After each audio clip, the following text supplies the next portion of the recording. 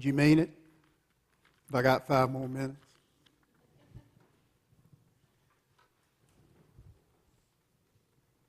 So, remember, God calls Abram. Abram leaves and goes to the place that God showed him, as last week. That is the place of promises. We are called, we are blessed to stand on promises. You remember that the place where we stand on promises is on the right-hand side where God sits, is Bethel. Bethel means what, church? Remember? House of God. That's the house. Everybody wants to be there.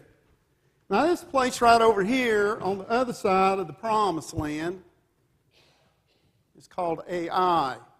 That's the place of ruins. Now men, I need for you to keep your mouth shut. I'm talking to the women right now because I need their help. When Abram finds himself in the middle of a famine. Now wait a minute, ladies, help me out here just a little bit. Really? He goes to the Negev. Now that word means the dry place. And how many of you have ever gone to an all-you-can-eat buffet and the title of the restaurant is the dry place? Anybody? Anybody ever been to a restaurant that's called the dry place? Here's my point, ladies. Somebody's car is under attack. Here's my point. You go to the dry place. You're not going to expect a lot to eat or a lot to drink.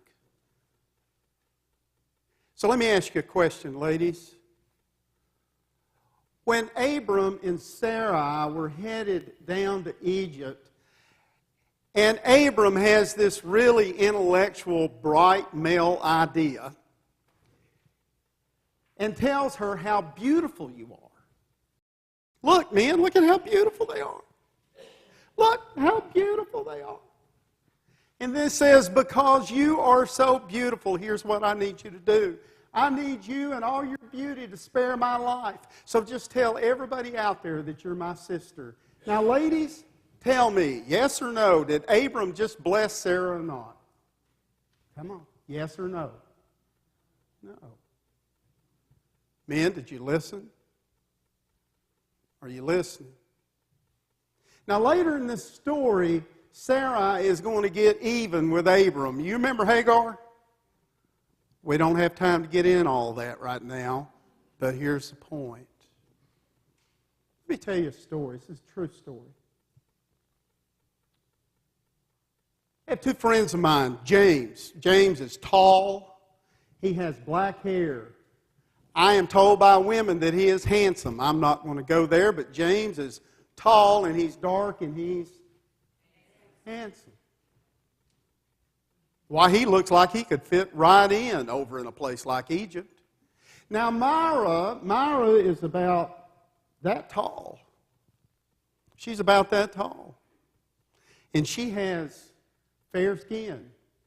And hair so blonde that it's almost white. Well, they fell in love and they got married. This is over in Rutherford, North Carolina. They got married. And they went on their honeymoon to Cairo, Egypt. True story. They went, see, you just never know what's going to happen in your life to set up a text for a sermon.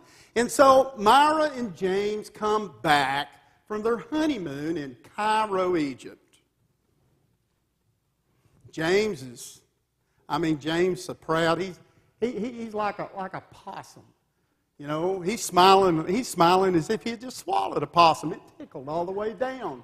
Because they were in the middle of their honeymoon, and they were in Cairo, and they come out of a nightclub. And this sheik approached James. And he was just awestruck with Myra. He had never seen anything like this. He said, this woman, where did you find this woman? This woman, she has milk, she has skin like the color of goat's milk. He's smitten with Myra. And her hair, oh, her hair, I've never seen hair like that. Said, I give you 500 camels, 500 sheep, and 500 goats for this beautiful woman. You take.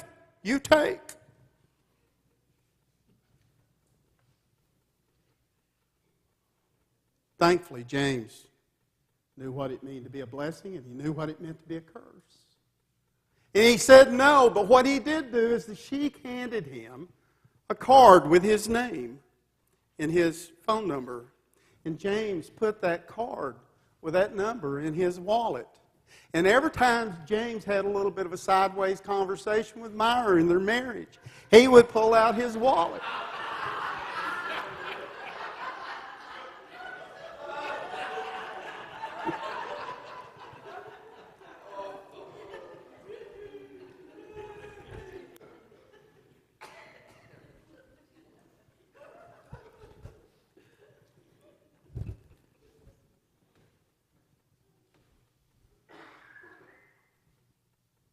That's what you call a dry place in marriage.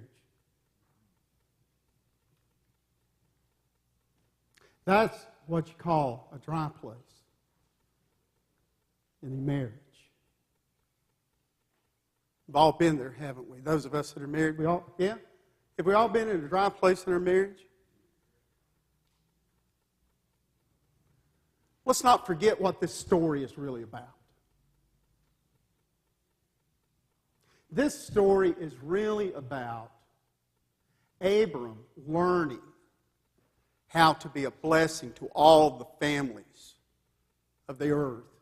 But the first lesson he's got to learn is how to be a blessing to his own household. So we're going to pick this up again next week in the next story. So I am going to wrap it up here pretty quick. But let's just be honest. As much as we'd like to, guys, really?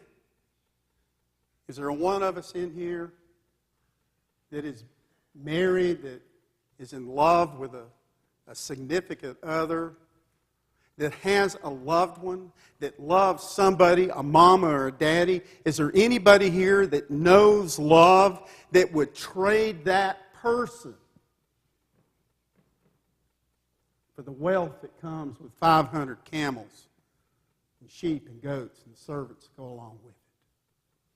You see, this story is really about learning the difference between living in the world and the wealth of the world and what capitalism can offer to us and what God has promised us. Look at Jesus Christ, and we'll understand the blessing. For what He has promised us is that where there is sin in our life, He will always give us mercy. And you know what? Don't you think that's what Myra wanted from James? And James wanted from Myra? And do you really think that when James pulled his wallet out with that card in it, that Myra was laughing? Wasn't any laughter. But you got to admit, that's a funny story. That's a funny story. It's like change, you see. I love change, Steve. Oh, I love change so much, I just can't tell you how much I love it, as long as it's my idea. Don't be telling me about your ideas about change, because that means that you're wanting to change me. And God is not about changing us. God is about restoring us. God is about transforming us with His mercy, so that we would be images of His grace here on earth as it is in heaven. Sometimes we forget, church, that God called Abram, and he is the father of faith. The same faith that we have in Jesus Christ. But faith, my friends, is really not that hard to get to. It's really not. All we have to remember is this simple little thing. Just do unto others as what? You would have them. Do you really think that Abram was doing to Sarah what he would want Sarah to do to him?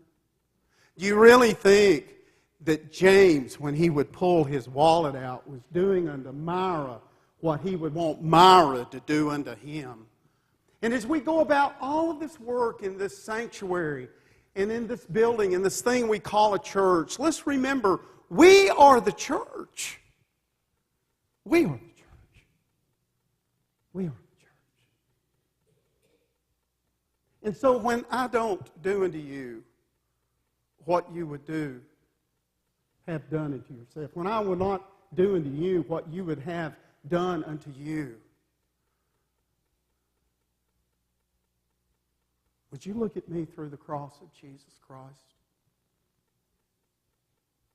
And when you do something to me that I really would choose not to do to myself, I'm going to do my dead level best to look at you through the cross of Jesus Christ. And you know what I'll see? You know what I will see if I will look at my neighbor through the cross of Christ? I'll see the greatest blessing of all. I'll see Jesus Christ hanging on that cross, suffering for all our bickering. Why is there evil in the world? It's because of us. Why did God send His Son? Why we had to find somebody to blame. God took the blame and all the shame. And I'll finish the story next week. In the name of the Father, the Son, and the Holy Spirit, all of God's people said, oh, golly, I just stirred the pot, didn't I?